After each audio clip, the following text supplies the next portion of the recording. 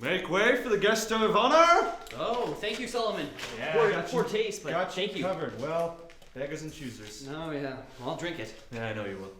I'm sure you will. And so by the time I get home, the box is already completely empty. Yeah, no, it was crazy. It's the life you live. Yeah, it is. You're right.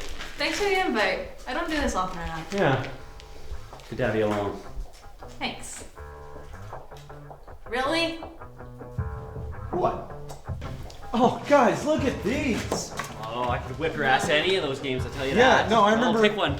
You were really good at Monopoly because you're boring, That was good. right? And then you were really good at Clue because no one could ever get a read on you. Yeah. Thank I you. miss these games. Benji. Yeah. Stop. Ooh, Dibs on the left. I got the one with the blanket. Mine's the last Yeah, you one. get the last one. You're welcome, everyone, for the beer and...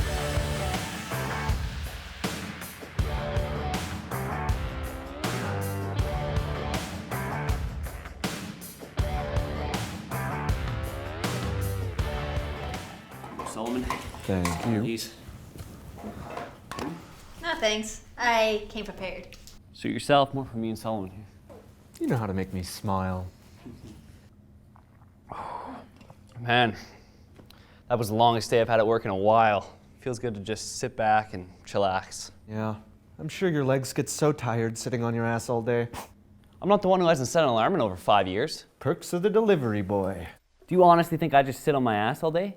Well, you get to stand around in an air-conditioned room, so that's what I assume. No, you don't know half the shit I deal with on a regular basis. Like this one time, I was working a closing shift last Thursday evening when a man approached me and inquired about a device in which he was looking for. He was all like, "Hello, Benji. I was wondering, do you carry any of those, those little guys?" There's a lot of little things in this store, sir. I'm gonna need a little more information than just that. Well, it's, I think floppy disks. Floppy disks, those have been obsolete for over 20 years now, sir. Yeah, right. That's not what I'm looking for.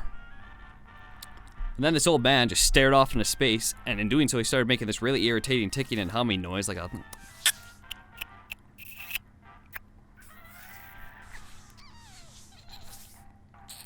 And this went on for some time, so I just happened to glance to my left in time to notice that Darren, my coworker, had managed to sell a 50-inch TV to one of the customers I was helping out earlier. And then he had the audacity to flip me off. Me, the #1 fucking sales employee in that establishment. I looked back to check on the customer, and he somehow seemed to look even more out of it than he did before. Sir, the device you were looking for? A thumbstick. That's what it is. You mean a USB drive? Yeah, that's it. Now at this point, I'm really fucking fed up because the USB drives have been behind me during this entire conversation. I then turned around, picked up the first USB drive I saw, and handed it to the old man. Oh yeah, this worked great. The old man then picked up the USB drive, stared at it for a while, and in doing so he noticed the price tag on the front of it. That much money for a hunk of plastic?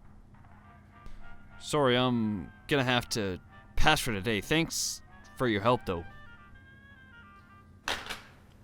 The man then just dropped the USB drive on the ground and walked out of the store. Like nothing ever happened. Did he ever come back? Hell if I know, but if he did, I'd be running the other way, that's for sure. Sorry to bust your balls here, Benji. That story may be annoying, but it's nothing compared to what I go through delivering pizza. Okay, Hotshot, let's hear one of those crazy stories you've had delivering pizza. All right, I'd say this went down a couple months ago. It was late one Saturday night when we received a gigantic delivery for a shit ton of pizzas, and I was the only one working the late shift. Now, usually the only time people order this many pizzas are for an office party or some kind of big house party, but when I arrived at the house, there was no sign of any people or cars. I worked my way up the sidewalk towards the house thinking about what could possibly be waiting for me behind the door that could want this many pizzas this late at night. Before I could even knock, the door flung open, revealing a masked figure wearing a bright white toga who screamed in my face, The pizza's arrived! Now, this may have startled most people, but I wouldn't even put this on my top 10 weirdest things that have answered the door, so I continued on with my routine. Hey, man, so the pizza's gonna come out to, Oh no, I'm just the door guy. I don't pay for the pizzas. The pizzas come downstairs. All right. Yeah. Pizza Eventually, we reached the top of a steep staircase leading into a basement. The masked toga man then pointed down the stairs and said, "Pizza goes down there." All right. Yeah, I know. Pizza goes down there. Pizza's going down there. I started my way into the basement thinking this must be where the party's happening, but once I hit the bottom of the stairs, I realized the lights had gone out, and I heard the door lock behind me.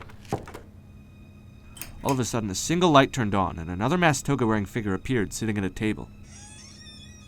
Well, well, well. If it isn't the pizza guy, what you're gonna want to do is set those there pizzas and set them on this here table. And then you're going to leave like nothing ever happened. You got that? I was in complete shock at this point. Like, what kind of fucked up toga cult did I just walk into? Are you serious, man? I don't have the money to pay for these. All of a sudden, the figure pulled out this mallet and slammed it into the table. You know what? Fuck it. There you go. I don't make enough money at this job to deal with this shit anyways. I then proceeded to start heading towards the exit, when out of the shadows, more masked toga men appeared and blocked my way. Wait, pizza boy! We're going to be needing those car keys of yours. Are you serious? That's my work car. I need that for work. Well, you could always pay for it with your life. You know what, man? Fuck it. Enjoy your piece of shit, rusted out Pontiac. Can I leave now? Wait, there's one more thing. And what do you honestly fucking want now? We're gonna be needing your clothes. You're so full of shit, Solomon. There's no way that ever happened. 1005% true story. And I had to walk home in my boxers. You should have seen the looks people were giving me. Oh, I can only imagine. I told myself I was never going to tell anyone this story. If I tell you guys this, you gotta promise never to tell anyone. Alright. Well, here we go. It was really late one day during the summer. The power had been going on and off for the majority of the day, and it was only 15 minutes until closing. The store was empty, not a customer in sight.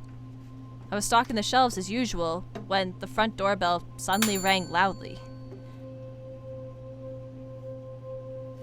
I grabbed the crate from beside me and peeked over the shelf to see who could possibly be shopping at a time like this. However, there was no sign of anyone in the store, except for my coworker at the till. So I climbed down and continued on with my work like nothing ever happened. But then, that's when I saw it. This figure emerged at the end of the aisle. He was dressed in ragged dark clothing and walked with this massive limp. I was freaked out, as you know. I'm not a big people person.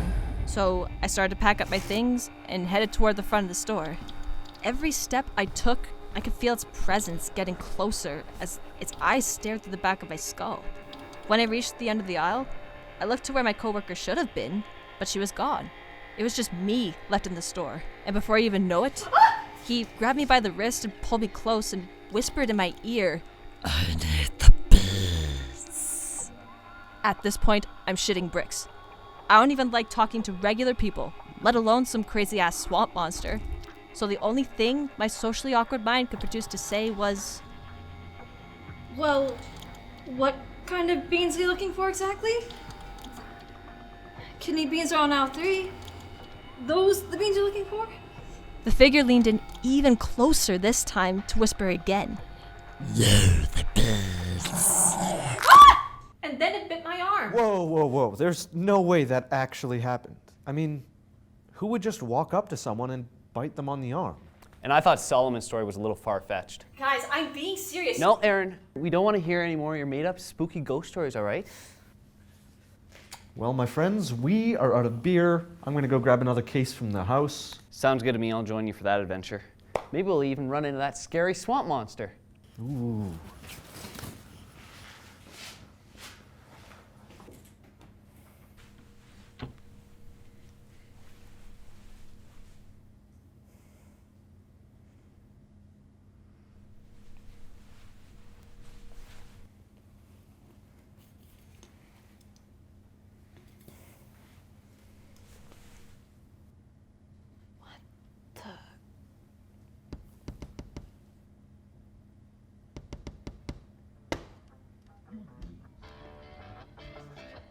Guys, wait up!